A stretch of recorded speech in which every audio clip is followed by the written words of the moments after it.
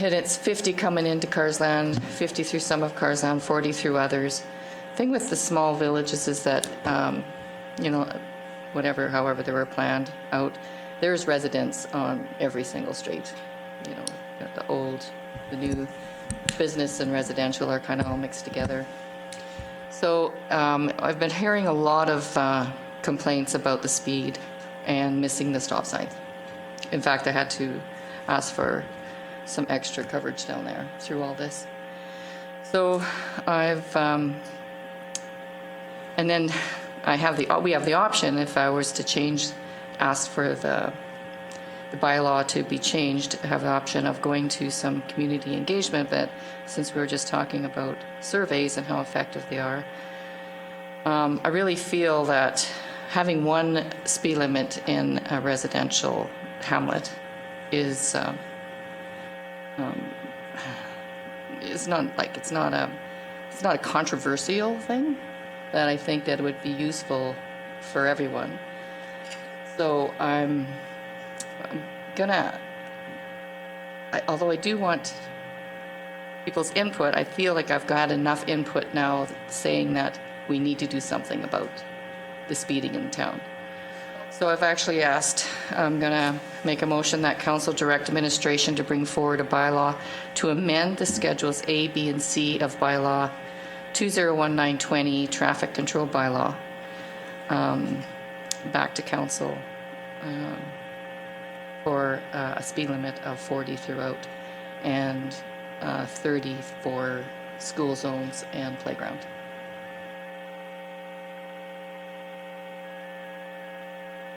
Councillor Bigger has made a motion. Any questions or discussion? Councillor Larson? Does this just apply to Carsland then? Yes. Or to, okay, as long as you aren't going to put it to all hamlets. No. Yeah, just because Delham, for example, it's on Highway 56 and there is no speed Yeah, bump there. and the bylaw separates those Right, sections. okay, thank you. I'd say 40 kilometers an hour is a generally accepted speed limit. I think, has Calgary not gone to 40 in residential areas? No, Edmonton did. Yeah, anyways, a lot of places are moving to 40, and I think that's reasonable. I mean, when you're driving through a residential area, if you're doing 50, you could easily hit a kid that runs out between cars. I think 40 is really reasonable. And coming in from the north, if you're doing, you slow down to 50, but at 50, a lot of people are actually, because they're not from there, they're actually blowing the stop sign. So your proposal would be, I see Schedule C does name hamlets, Carsland, Redland, Nightingale, Lyle to Chancellor, Cluny, Ardenote. You would be pulling Carsland Just out Carsland. and make a separate schedule. Okay. Any questions? No question, Any just further comment. questions? It doesn't stop the problem. Its enforcement stops the problem. You can put any sign you want out there, people will still do whatever they feel. If they're not looking at their phone, they will just drive however, so. I do think the 50 I see on it the all the north time, would help. yeah. One speed limit is definitely better, they're different variants. I know one community that dropped the whole thing to 30 because you made no difference between a school zone and everything. So, with this, you can put a sign on the outside of every boundary and say, unless posted, the speed limit is X. And that's what City of Calgary's done. If you look at any of the boundaries, it says unless otherwise posted, speed limit is 40 kilometers per hour. So if you don't see a sign, and you don't know, you're supposed to do 40. That covers all the bases. So, do we have 40 signs? 40 kilometer hour signs? I don't think that's a new speed limit. Speargrass is at 40 now. All public access roads contained within Speargrass. I agree with Scott. Like, I don't think you solve your problem if you've got a 30 and a 40 and a 30 and a 40 and a 50. You're going to cut the speed limit, cut it to 30, post it on the outside. I mean, how long does it take to get through Carsland? Well, I would agree with you if there was a lot of playground areas. The actual playground areas are with school and right in the heart of the one subdivision. So in this area, and it is a through road, I think in this situation, 40 is okay. And 30 is very different. They look different. They're far away from the main the main roads going through, So the main roads. Is there not a, excuse me, does not the playground zone encroach on the north? No, It does not encroach on the No. north approach? it's from- in the subdivision. Okay. They are separate, and it's a school zone, and then when you're further into the heart of the subdivision is a playground. So do you feel that is just because you increase traffic and you want this permanently after? It's or- come more to my, Oh, is there something else we can do? And do we have the temporary speed signs up there now? We The ones do. that flash? yeah. We have the digital. We've been doing as much as we can so far, but I really think lowering it to 40 will help. And there'll be some social media awareness taken out, sent out. Enforcement's always the best way to stop it. It Or- is, but it's unfortunately not always there. And they are having some trouble because it is, the detour is causing most of the problem, but I don't see a problem with bringing it to 40. It's hard to do 50 in some of those areas anyway. Possible. Apparently it's possible.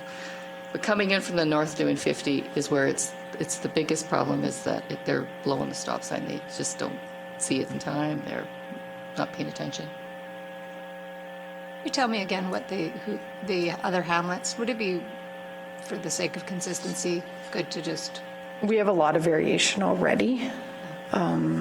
Some hamlets are at 30, or some sections of hamlets are at 30. Speargrass is already at 40, some are at 50.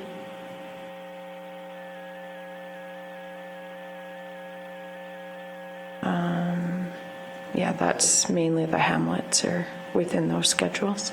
Case in point, driving from the new speed limits between Chestermere and Calgary. If you look at it now, you'll see traffic is actually bunched up worse than it ever has been before. It's kind of, and we don't have the volumes there, but it doesn't necessarily solve the problem. I say enforcement does. If we need to put the peace officers out there more, we can do that. We can say this is a priority.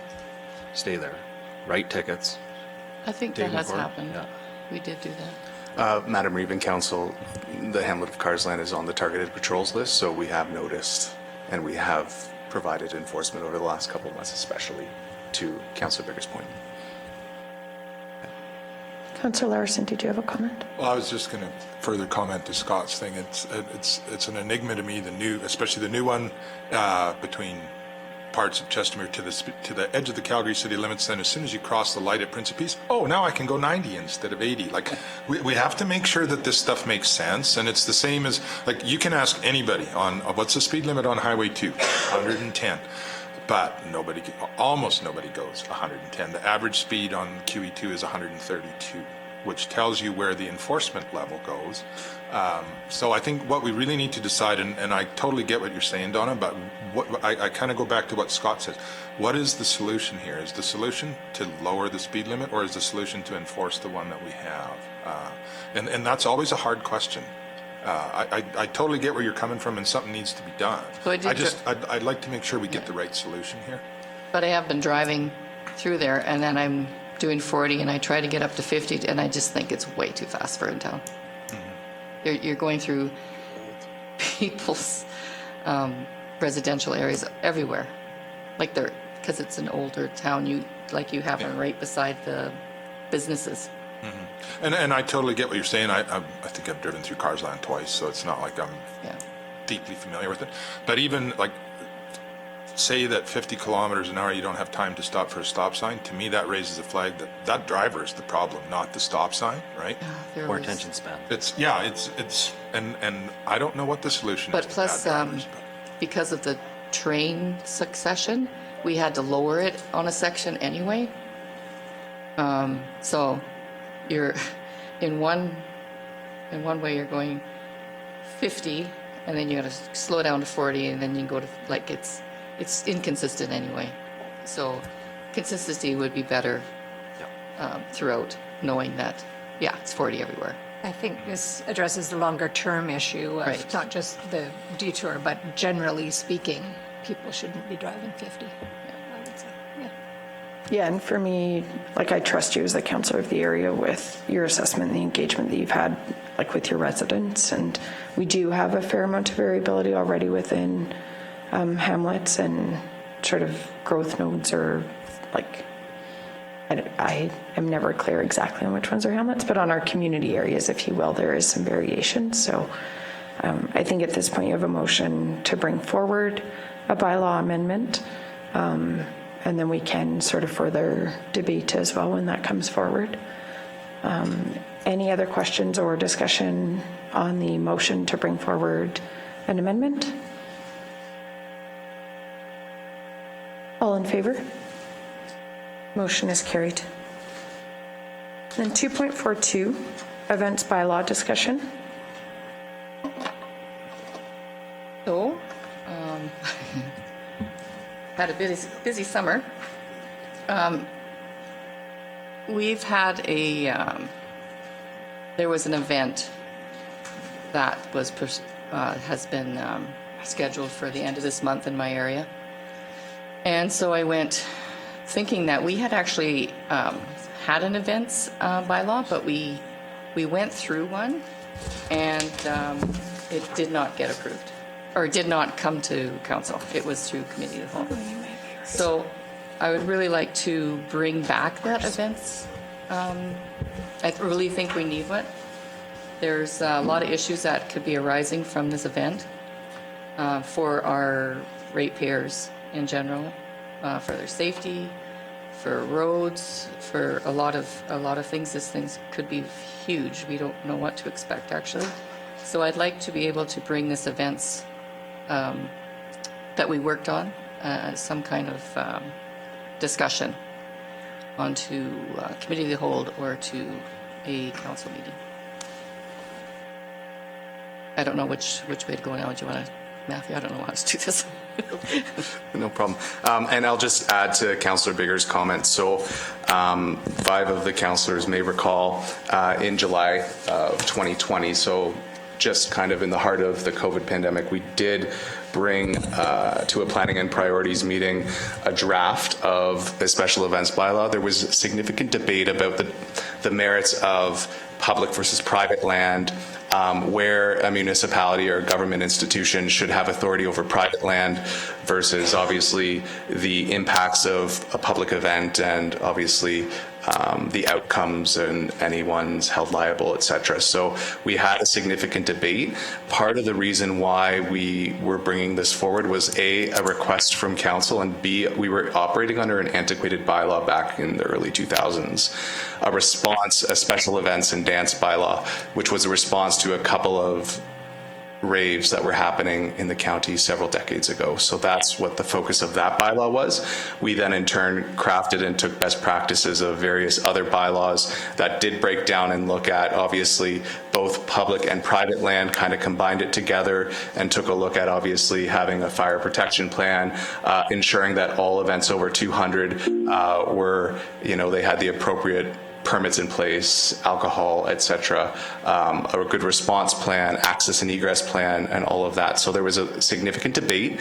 We do have a draft, and we are prepared to bring one back. Obviously, should this proceed and Councillor Bigger's motion pass today, we will take another look at that draft bylaw, maybe bring it up to speed with if there's new practices that we can, and bring it forward to a committee of the whole, I would suggest, for discussion, considering there was significant discussion at the last, we used to call it planning and priorities, but the last planning and priorities meetings. So that's where I would suggest this go, and we can get a quick turnaround on that. And obviously our next committee of the whole is scheduled for early October. Thank you. I'd like to have a motion that we bring it back to the committee of the whole. Okay. Any questions or discussion?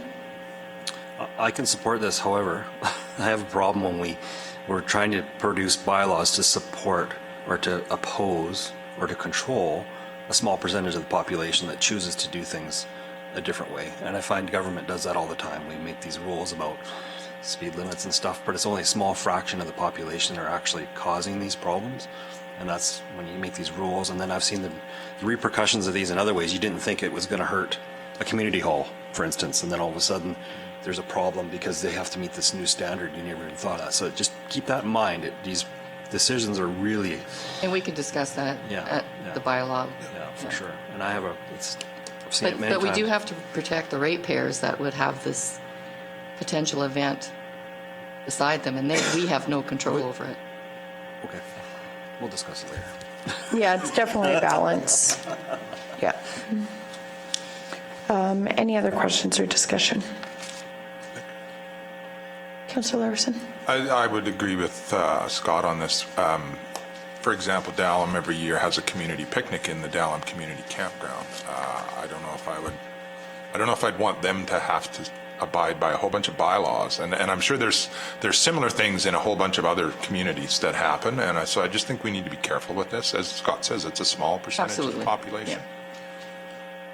Yeah, totally agree. It's that balance. I know Donna and I have both received phone calls about a potential event that is potentially happening in a couple of weeks, and some of the concerns that were brought to my attention are from agricultural producers around potentials for fire on grazing land, cropland, things like that.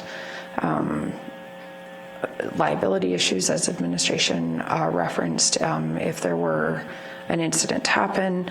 I totally agree. We have to be very careful that we're not creating red tape for, events that there's varying levels of impact. For me, where the balance comes in is I want to defend people's right to do what they want on their land. At the same time, I'm cognizant of the fact that some activities that people may choose to do on their own private land could have negative impacts on adjacent landowners that could actually negatively impact their ability to enjoy their own private land, depending on what's happening. It's the struggle of basically everything that we do, right, is balancing those two considerations. So fully support having it come back just at least for consideration and review and see if there's something that can be done. It's somewhat challenging just when there isn't sort of a consistent way to approach some of these more significant events. And hopefully through the review of the bylaw, we can ensure that like those community events, a ton of red tape's not created for them and that those activities can still go forward unencumbered. It'll be finding that balance. Councillor Larson. Yeah, I just did a quick search. I pulled up Strathcona County's bylaw for special events, and I think if we look at what some other municipalities have done, we can probably come up with something. So they're just saying concert or special event means any public or private event, gathering, celebration, festival, competition, contest, exposition, or similar type of activity held indoors or outdoors, or a combination of both, which has an expected attendance of more than 300 people, so that takes care of the small community things, including promoters, staff, personnel, entertainers, and then includes but not limiting, and then they list the very things like music festivals, dances, dance parties, rodeos, circuits. So there's a list of what is in and out of scope. So, then I think it's probably doable if we do approach it in that fashion. And I think admin had looked at some other best practices from other municipalities, and that will definitely help us sort of craft the best bylaw. That's just the first one that came up on Google, sorry. Yeah, no, for sure, exactly. Absolutely. Any other questions or discussion? All in favor? Motion is carried. We'll move to 2.43, Council Resolution Tracker. Is lunch here? Also, yes, just as the FYI, lunch is here as well. I have a nose for lunch.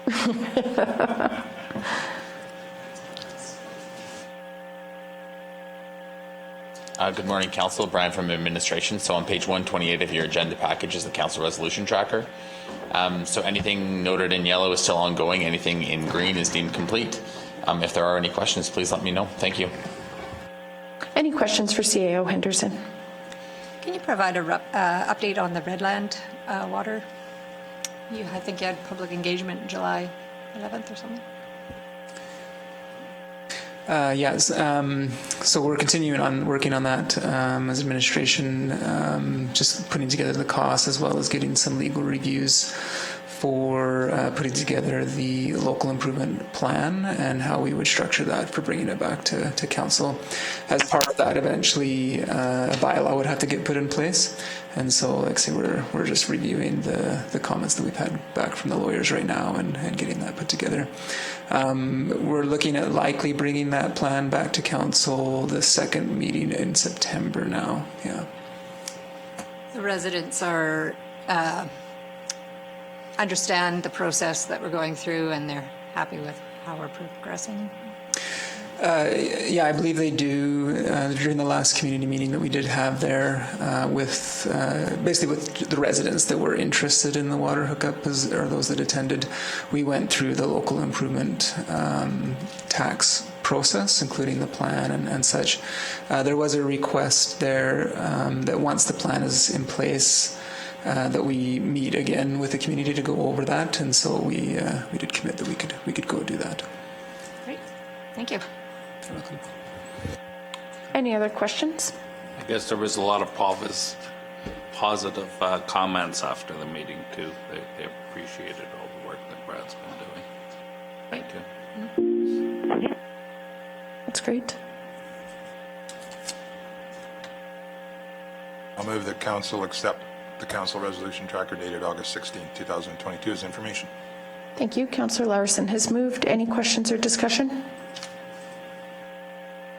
All in favor? Motion is carried. Seeing as how lunch is here, is council okay if we take a break and we can I was just going to move that. reconvene at 12:30? Perfect.